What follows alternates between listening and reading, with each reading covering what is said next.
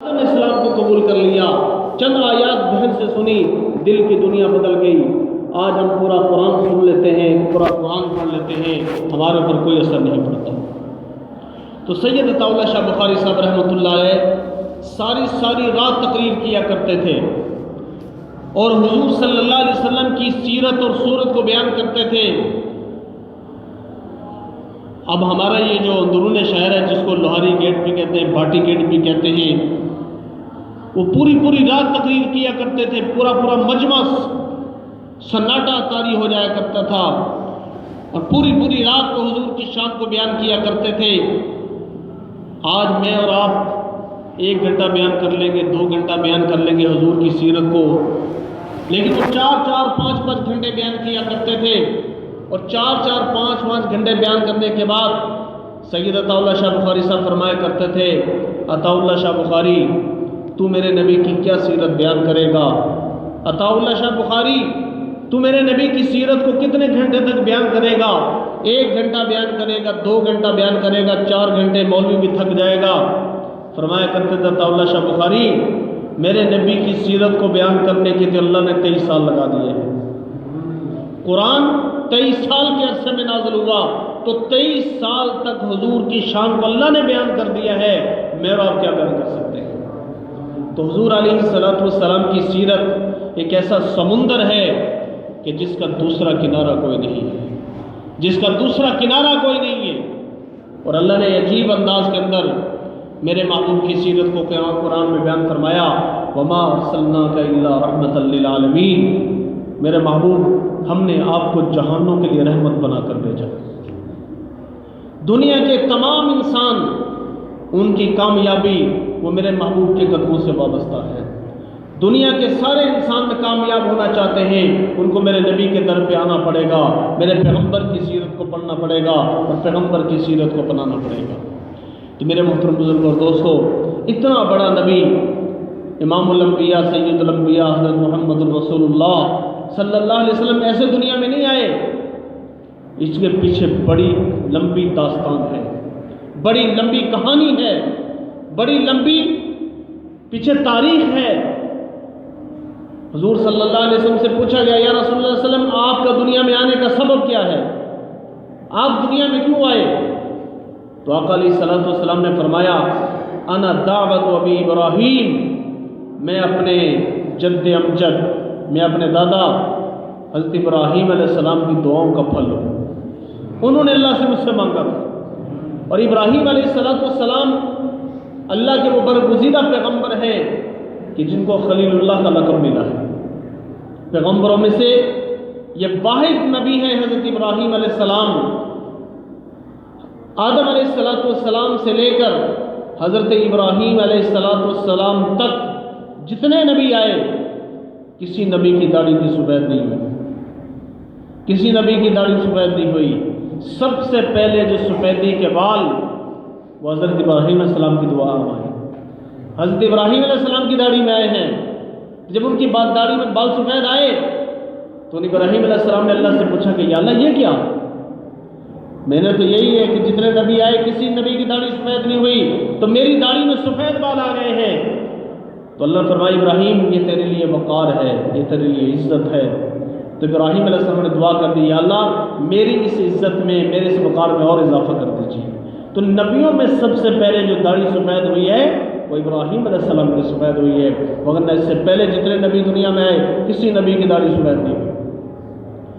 تو ابراہیم علیہ السلام، آپ ان کی زندگی کا مطالعہ کیجئے کہ ان کی زندگی کے اندر کتنے امتحانات آئے۔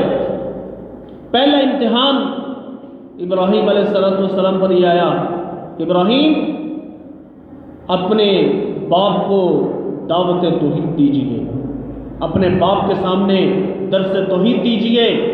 اور اس کا ذکر اللہ نے قرآن میں بھی کیا، وَاذْكُرْ فِي كِتَابِ إِبْرَاهِيمَ إِنَّهُ كَانَ صِدِّيقًا نَبِيًّا، کہ میرے محبوب آپ اپنی کتاب کے اندر ابراہیم علیہ السلام کا ذکر کریں، وہ بڑے سچے نبی تھے۔ اذ قال لأبيه يا أبت لم تعبد ما لا يسمع ولا يبصر ولا يغني عنك شيئا، ابراہیم علیہ السلام کہہ رہے ہیں میرے ابا جان، انداز خطاب دیکھیں، باپ کافر ہے، اللہ کا نافرمان ہے۔ انداز خطاب قرآن کا دیکھیں، ابراہیم علیہ السلام کیا فرما رہے ہیں؟ یا ابدی، اے میرے ابا جان، اے میرے پیارے ابا جان، لما تعبدو، آپ ان بتوں کی پوجا کیوں کرتے ہیں؟ ما لا یسمعو، جو سنتے بھی نہیں ہیں اور دیکھتے بھی نہیں ہیں اور آپ کو کسی چیز میں فائدہ بھی نہیں دے سکتے۔ یا ابتی لما تعبد الشیطان، اے میرے ابا جان آپ ان شیطان کی عبادت کیوں کرتے ہیں؟ ابراہیم علیہ السلام درس توحید دے رہے ہیں باپ کو کہ ابا جان آپ اللہ کی طرف آئیں، ان بتوں کے بندگی چھوڑ دیجئے۔ تو باپ کے ساتھ درس توحید دیا، یہ بھی بہت بڑا امتحان تھا۔ باپ کے سامنے حق کی بات کرنا، یہ بھی بہت بڑا امتحان تھا۔ پھر دوسرا امتحان آیا، ابراہیم باپ کو درس توحید دے دیا، باپ کے سامنے تو نے دین کی دعوت دے دی، اب ذرا برادری کو بھی دین کی دعوت دو۔ تو ابراہیم علیہ السلام نے پورے خاندان کو دین کی دعوت دی۔ باپ دعوت دی تو باپ مخالف ہو گیا، برادری کو دعوت دی تو ساری برادری مخالف ہو گئی۔ اللہ نے فرمایا ابراہیم ابھی اور امتحان آئیں گے، ابھی تو گھر کا خاندان دشمن ہوا ہے نا، ابھی تو برادری دشمن ہوئی ہے، اب ذرا باہر نکلیے، وقت کے فرعون کو بھی دعوت دیجیے، وقت کا بادشاہ نمرود جس نے خدائی کا دعویٰ کیا تھا، جس نے کہا میں خدا ہوں، فرمایا ابراہیم نمرود کے سامنے بھی چلا جائے۔ نمرود کے سامنے چلے گئے تو اس کو بھی جا کے درس توحید دیا، نمرود کی آنکھوں میں آنکھ ڈال کر اس کو توحید کی دعوت دی۔ اور یہ بھی بہت بڑی بات ہوتی ہے کہ ظالم اور کافر بادشاہ کے سامنے حق بات کو جا کر کہنا۔ ابراہیم علیہ السلام پر یہ بھی امتحان آیا۔ اب دیکھیں ابراہیم یہ نہیں پوچھ رہے یا اللہ کیوں جاؤں کیوں جاؤں، اللہ جاؤ حکم دے رہے، کیونکہ خلیل اسے کہتے ہیں، دوست اسے کہتے ہیں کہ جب دوست اس کو کوئی کام کہے تو اس کی نہ کرے۔ دوست کس کو کہتے ہیں کہ دوست کوئی کام کہے تو اس کی نہ کی جائے۔ آج ہماری بھی دوستیاں ہوتی ہیں نا آپس میں، مثال کے طور پر 4-5 دوست ہوتے ہیں تو دوسرا دوست کہتا بھائی آؤ چلو، تو دوست جو سچا دوست ہوتا وہ یہ نہیں پوچھتا کہاں چلے، کہتے چلو یار جہاں لے جاؤ، جہاں لے جاؤ ہم چلیں گے۔ جو سچا دوست ہوتا وہ یہ کہتا ہے، لیکن جو سچا دوست نہیں ہوتا وہ کہتا کہاں جانا ہے، کیا مسئلہ ہے، کیا پریشانی ہے۔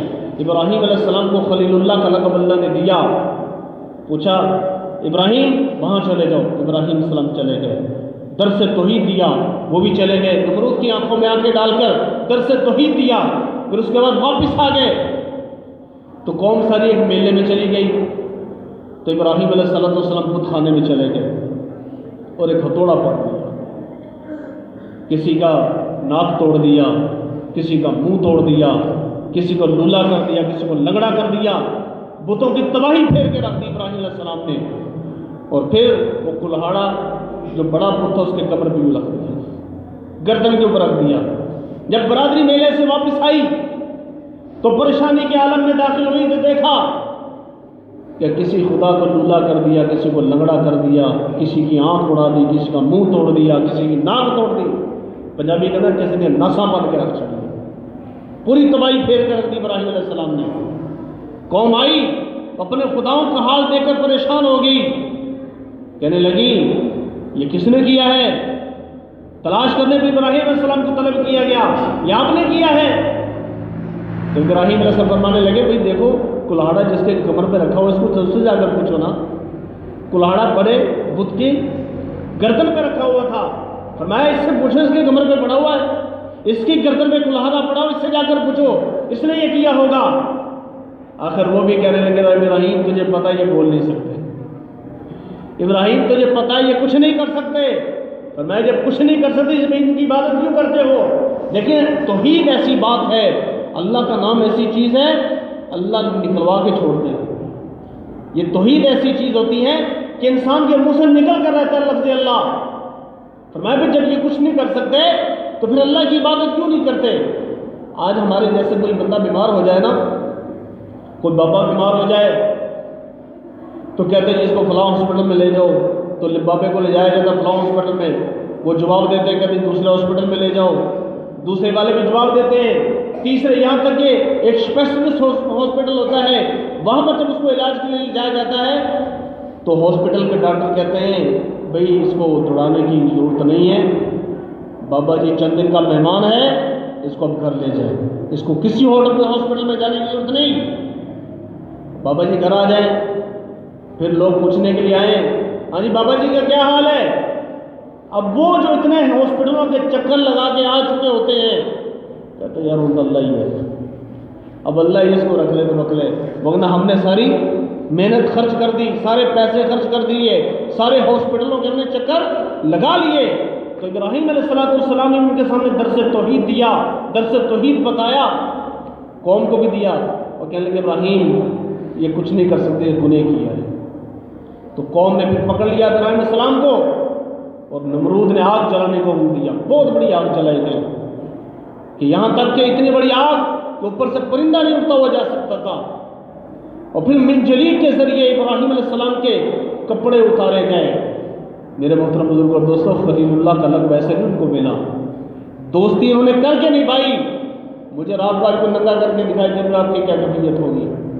آج دین کی خاطر میرے اور آپ کے کبھی دانت نہیں ٹوٹے، میرے نبی تو غزوہ احد میں اپنے دندان بھی شہید کروائے ہیں، میرے نبی کا چہرہ بھی زخمی دین کے لیے ہوا ہے، میرے اور آپ کا دین کے لیے کاج ختم ہوا کچھ بھی نہیں۔ تو خیر قوم نے پھر اکٹھا کیا، ابراہیم علیہ السلام کو آگ میں ڈالا گیا، اتنا بڑا امتحان آگ میں جب ڈالے گئے ابراہیم علیہ السلام، تو اللہ نے آگ سے کیا فرما دیا، قلنا یا نار کونی بردا وسلاما علی ابراہیم، اے ابراہیم، اے آگ ابراہیم پر سلامتی والی بن جا، نہ اتنی گرم ہو کہ ابراہیم کو تکلیف پہنچے، نہ اتنی ٹھنڈی ہو جائے کہ میرے ابراہیم کو تکلیف پہنچے۔ تو کہتے جب آگ میں ڈالا جا رہا تھا تو فرشتے آئے جن کی ڈیوٹی بادلوں پر تھی، بارشوں پر تھی، فرشتے آگے پوچھتے ابراہیم میری لائف میں خدمت تو مجھے بتائیے۔ تو ابراہیم علیہ السلام قربان جائیں، انہوں نے خلیل اللہ ہونے کا کیا کہتے ہیں جو لقب ہے وہ پورا کر کے دکھایا۔ اس فرشتے سے پوچھا کہ بتاؤ تمہیں اللہ نے بھیجا ہے یا اپنی ڈیوٹی پر لگے اس لیے میرے پاس آئے ہو؟ تو فرشتے کہنے لگے کہ ہماری تو ڈیوٹی ہے، ہماری تو ڈیوٹی ہے، کوئی پریشان اس کے پاس پہنچے اللہ کے حکم سے، فرمائے میرے اللہ کو میرے علم کا پتہ ہے، میں کس حال میں ہوں، میرا رب مجھے جانتا ہے، کہ اللہ کو پتہ ہے، فرمایا تم جاؤ پھر یہاں سے، میرا رب جانے اور میں جانے، تمہیں درمیان میں آنے کی ضرورت نہیں ہے۔ تو پھر اللہ نے اسی آگ کے اندر، اسی آتش نمرود کے اندر ابراہیم علیہ السلام کو بچا کر دکھایا۔ اب یہ کتنا بڑا امتحان تھا، بہت بڑا امتحان تھا، اس امتحان پہ پاس ہوئے، پھر اللہ نے امتحان دیا ابراہیم، اب چوتھا امتحان یہ ہے، اب یہاں سے نکلو، اب یہاں سے نکلو۔ کیا مطلب؟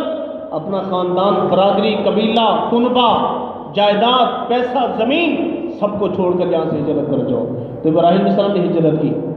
یہ بہت بڑا امتحان ہوتا ہے کہ انسان کی زندگی جہاں پر ساری گزری ہو، انسان جہاں پر پیدا ہوا ہو، پھر جوان بھی ہوا ہو، پھر ساری زندگی وہاں پہ گزری ہو، اور اس گھر کو چھوڑ کر جانا مشکل کام ہوتا ہے، تو اللہ کے نام پر وہاں پہ ہجرت کی، تو ہجرت بھی امتحان۔ پھر اس کے بعد اللہ نے حکم دیا ابراہیم اپنے بیوی بچوں کو مکہ المکرمہ کی بیابان آبادی کے اندر، جہاں پر آبادی کوئی نہیں تھی، وہاں پر چھوڑ کے آ جا۔ ابراہیم علیہ السلام نے اس امتحان میں بھی چھوڑ کر آ گیا۔ حالانکہ اماں ہاجرہ پوچھ رہی ہیں ابراہیم کیا جرم ہم سے ہو گیا، کیا گناہ ہم سے ہو گیا کہ مجھے اور بیٹی اسماعیل کو چھوڑ کر یہاں پر جا رہے ہو؟ لیکن ابراہیم صلی اللہ نے یہ بھی فرمایا ابراہیم زبان سے کچھ نہیں بولنا۔ اور اماں ہاجرہ سمجھ گئی، انہوں نے پوچھا ابراہیم کہ اللہ کا حکم ہے؟ تو ابراہیم نے سب اشارے سے بتا دیا کہ یہاں جی اللہ کا یہی حکم ہے۔ پھر اماں ہاجرہ کہنے لگی جائیں، پھر اللہ ہمیں تنہا نہیں چھوڑے گا، جب اس کا حکم ہے تو رب جانے اور ہم جانے، پھر جائیں آپ۔ پھر اسماعیل علیہ السلام بڑے ہوئے، یہاں تک کہ علماء نے لکھا کہ حضرت ابراہیم علیہ السلام کی عمر 94 برس کی ہو گئی اور اسماعیل کی عمر 6 برس کی تھی۔ اگر ابراہیم علیہ السلام کی عمر ایک روایت کے مطابق 96 برس لگائی جائے تو اسماعیل علیہ السلام کی 8 برس عمر تھی۔ اب اللہ نے حکم دیا ابراہیم اب اپنے اس بیٹے کو میرے راستے میں قربان کر دے، اس کو ذبح کر دے۔ اتنا بڑا امتحان، آپ اس بات کو اگر سوچیں نا کہ باپ اپنے بیٹے کو ذبح کرے، دنیا کی کسی بھی عدالت میں اس فیصلے کو لے جاؤ، دنیا کی کوئی عدالت اس فیصلے کو قبول نہیں کر سکتی، لیکن ابراہیم خلیل اللہ تھے، اللہ حکم دے رہے ہیں ابراہیم یہ کرو، ابراہیم کرتے جا رہے ہیں، کرتے جا رہے ہیں، یہاں تک کہ اللہ نے حکم نہیں دیا بلکہ خواب کے اندر بھی کر کے دکھایا۔ اسماعیل علیہ السلام کو خواب میں دیکھ رہے ابراہیم کہ یا ابت انی ارا فی المنام انی اذبحک فانظر ماذا ترى، اے میرے بیٹے میں نے خواب میں دیکھا کہ میں تجھے اپنے ہاتھوں سے ذبح کر رہا ہوں، تیری کیا رائے؟ وہ بیٹا بھی ابراہیم علیہ السلام کا بیٹا تھا، وہ عام بیٹا نہیں تھا۔ میں ستجدنی انشاءاللہ من الصابرین، ابا جان آپ اللہ کے حکم کو کر گزرے، رہی میری بات تو آپ مجھے صبر کرنے والوں سے پائیں گے۔ تو یہ امتحان بھی ابراہیم علیہ السلام پر آیا، بیٹے کی گردن بھی چھری چلا دی، لیکن اللہ کے حکم سے، اللہ کو حکم منظور تھا، ابراہیم علیہ السلام حکم کو پورا کیا، اللہ نے آسمان سے جنت سے دمبا بھیج دیا جو اسماعیل علیہ السلام کی کیا ہو گیا، جگہ ذبح ہو گیا۔ تو یہ بہت بڑا امتحان تھا۔ جب اس امتحان میں بھی پاس ہو گئے، پھر اگلا امتحان آیا، فرمایا ابراہیم اب بیت اللہ کو تعمیر کر۔ تو باپ بیٹے نے مل کر، اسماعیل علیہ السلام مزدور کی حیثیت سے لگے ہوئے ہیں اور باپ مستری کی حیثیت سے لگے ہوئے ہیں، اور باپ بیٹے نے دونوں نے مل کر بیت اللہ کو تعمیر کیا۔ جب بیت اللہ تعمیر ہو گیا، خانہ کعبہ بن گیا، اب مجھے بتائیں اتنی بیک گراؤنڈ، اتنے بڑے بڑے امتحان ابراہیم علیہ السلام کے اوپر آئے، اتنے بڑے امتحان جب آئے، بیت اللہ بھی تعمیر ہو گیا، تو پھر میرے رب نے کہا ابراہیم اب مجھ سے مانگ کیا مانگتا ہے؟ اتنے بڑے امتحان آئے، بڑے بڑے امتحان آئے، امتحانوں میں اعلیٰ نمبروں میں پاس ہوئے، فرسٹ ڈویژن میں پاس ہوئے، ہر امتحان میں فرسٹ اول آئے۔ اب اللہ نے پوچھا ابراہیم اب مانگ مجھ سے کیا مانگتا ہے؟ قربان جائے ابراہیم تیری عظمتوں پر، ابراہیم علیہ السلام نے اس دعا کے لیے جب ہاتھ اٹھائے اور کہا کہ یا اللہ آپ نے مجھے کہہ دیا ہے کہ ابراہیم مانگ مجھ سے کیا مانگتا ہے، تو فرمایا یا اللہ میں ایک ہی چیز مانگتا ہوں جو تیرے خزانے میں بھی صرف ایک ہے، تیرے خزانے میں بھی ایک ہے، وہ کون؟ امام الانبیاء سید الانبیاء عبداللہ کے لخت جگر آمنہ کہت الریتیم حضرت محمد رسول اللہ صلی اللہ علیہ وسلم کو میری لڑی میں سے پیدا کرتے ہیں۔ تو حضرت اسماعیل علیہ السلام کی 45 پشتوں کے بعد امام الانبیاء سید الانبیاء حضرت محمد رسول اللہ صلی اللہ علیہ وسلم دنیا میں تشریف لے آئے۔ تو حضرت کیا ہے کہ انا دعوت ابی ابراہیم، میرے نبی کیا فرماتے ہیں میں اپنے والد ماجد، اپنے جد امجد ابراہیم علیہ السلام کی دعاؤں کا ثمرہ ہوں، انہوں نے مجھے اللہ سے مانگا تھا، بڑے بڑے امتحانات آئے تو پھر اللہ نے بھی اپنے خزانے میں سے وہ چیز دے دی جو ایک ہی چیز تھی، اللہ کے خزانے میں دوسری ہے ہی نہیں، وہ امام الانبیاء حضرت محمد رسول اللہ صلی اللہ علیہ وسلم دنیا میں تشریف لے آئے، اور آپ صلی اللہ علیہ وسلم اتنی بڑی رحمت بن کر اس کائنات میں آئے۔ خدا کی قسم آج اگر ہم اپنے نبی کی سیرت پہ چلیں، اپنے نبی کی صورت کو بنائیں، ہماری دنیا کی بھی اور آخرت کی بھی تمام پریشانیاں دور ہو جائیں۔ میں 2 واقعہ سنا کر بات کو ختم کرتا ہوں، مزید انشاءاللہ آگے موضوع چلے گا۔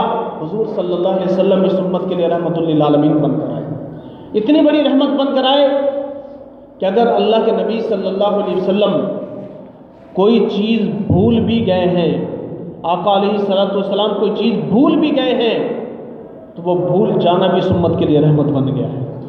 میرے نبی کسی چیز کو بھول بھی جاتے ہیں، اس نبی کا بھول جانا بھی اس امت کے لیے رحمت بن گیا ہے۔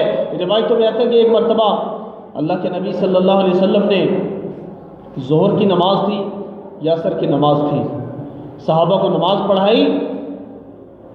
ظہر کی کتنی رکعتیں ہیں جی؟ 4، اور عصر کی 4 رکعتیں فرض ہیں۔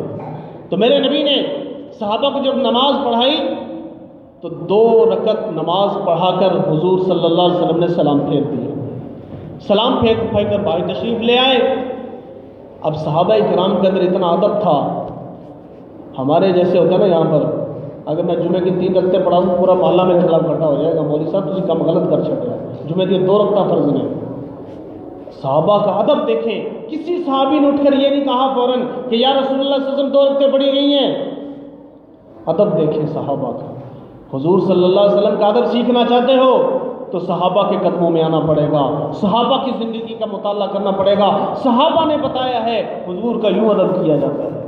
تو ایک صحابی آگے بڑھے، انہوں نے کہا یا رسول اللہ صلی اللہ علیہ وسلم کیا آج کے بعد ہم ظہر کی 2 رکعتیں پڑھا کریں گے؟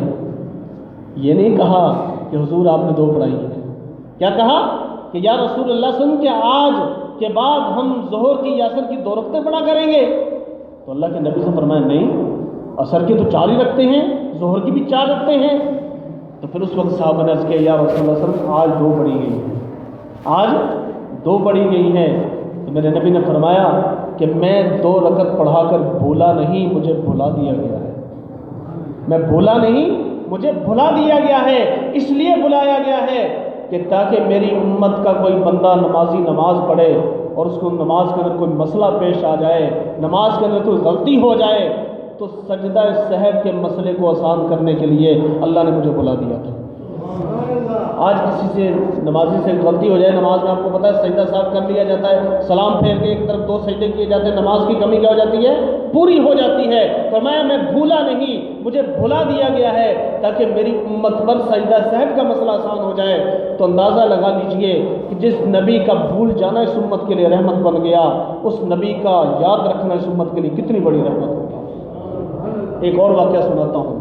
حضور صلی اللہ علیہ وسلم ایک غزوے میں تشریف لے گئے، رات کے وقت حضور صلی اللہ علیہ وسلم نے پڑاؤ کیا، اور اس وقت میرے نبی صلی اللہ علیہ وسلم کی عادت مبارکہ یہ ہوتی تھی، جب جہاد پہ جایا کرتے تھے نا، تو جہاد میں عادت یہ ہوا کرتی تھی کہ رات کے آخری پہر میں پڑاؤ کیا جاتا تھا اور اذانوں کا انتظار کیا جاتا تھا۔ اگر اس بستی میں اذان کی آواز آ جاتی تھی، پھر وہاں پر لوگوں کو لڑائی نہیں کی جاتی تھی، وہاں پہ لوگوں کو قتال نہیں کیا جاتا تھا، سمجھا جاتا کہ یہاں مسلمان رہتے ہیں۔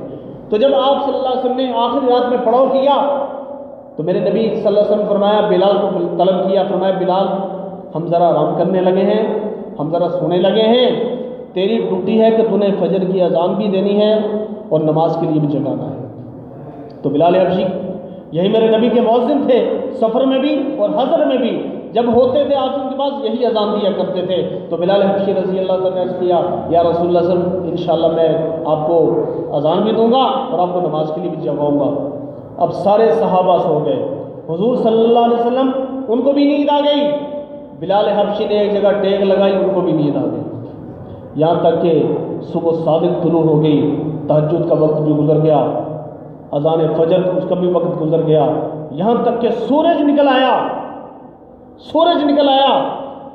سورج کی شعائیں جب بلند ہوئیں اور سورج کی شعاؤں نے حضور صلی اللہ علیہ وسلم کے رخ انوار کے بوسے لینے شروع کر دیے، جب روشنی آئی آقا علیہ الصلوۃ والسلام بیدار ہو گئے تو دیکھا پورا لشکر سویا ہوا ہے، سارے صحابہ سوئے ہیں، بلال بھی سوئے ہوئے ہیں۔ میرے نبی بیدار ہوئے، صحابہ کو بیدار کیا، بلال حبشی کو بلایا گیا، بلال تیری تو میں نے ڈیوٹی لگائی تھی کہ تو نے اذان بھی دینی ہے، ہمیں بھی نماز کے لیے جگانا ہے۔ تو بلال نے عرض کیا، یا رسول اللہ صلی اللہ علیہ وسلم، جس رب نے آپ پر نیند مسلط کر دی، جس رب نے آپ کو سلا دیا، اس نے بلال کو بھی سلا دیا۔ جس رب نے آپ پر نیند مسلط کر دی، اس نے مجھ پر نیند مسلط کر دی۔ تو اس وقت میرے نبی نے صحابہ سے فرمایا کہ میرے صحابہ، میں سویا نہیں ہوں، مجھے سلا دیا گیا ہے، میں سویا نہیں، مجھے سلا دیا گیا ہے۔ سلانے کی وجہ یہ ہے، اگر میری امت کی کسی آدمی کی نماز قضا ہو جائے، اس قضا نماز کو دوبارہ کیسے پڑھنا ہے، اس مسئلے کو واضح کرنے کے لیے اللہ نے مجھ پر نیند کو مسلط کیا۔ تو جس نبی کا سونا اس امت کے لیے رحمت بن گیا، اس نبی کا جاگنا کتنی بڑی اس امت کے لیے رحمت ہوگا، اس نبی کا جاگنا کتنی بڑی اس امت کے لیے رحمت ہوگا۔ فرمایا مجھے اس لیے سلایا تاکہ کسی بندے کی نماز قضا ہو، ایک بندہ سو گیا، اس کو پتہ نہیں نماز کا وقت گزر گیا ہے، اب نماز کیسے ادا کرنی ہے، تو اس نماز کے طریقے کو جاری کرنے کے لیے، اس نماز کے مسئلے کو واضح کرنے کے لیے اللہ نے مجھ پر بھی کیا کر دیا، نیند کو مسلط کر دیا۔ تو میرے محترم بزرگ اور دوستو، حضور صلی اللہ علیہ وسلم اس امت کے لیے رحمت للعالمین بن کر آئے ہیں، ہر ایک چیز کے لیے میرا نبی رحمت بن کر آیا ہے، انسانوں کے لیے میرا نبی رحمت بن کر آیا، جانوروں کے لیے میرا نبی رحمت بن کے آیا، پرندوں کے لیے میرا نبی رحمت بن کے آیا، ہر چیز کے لیے حضور صلی اللہ علیہ وسلم رحمت للعالمین بن کر آئے۔ باقی مزید باتیں انشاءاللہ اسی عنوان سے آگے چلیں گی۔ اللہ پاک مجھے اور آپ کو حضور صلی اللہ علیہ وسلم کی سیرت کو پڑھنے کی، سمجھنے کی اور اللہ پاک عمل کی توفیق نصیب فرمائے۔ وآخر دعوانا الحمدللہ۔